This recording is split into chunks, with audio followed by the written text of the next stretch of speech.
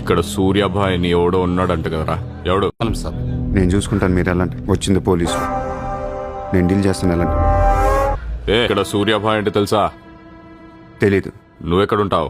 ఇక్కడే. మరి ఇక్కడే ఉంటే తెలియాలి కదా. తెలియాలని రూలే ఉంది. నీ పేరేంటి? సూర్య.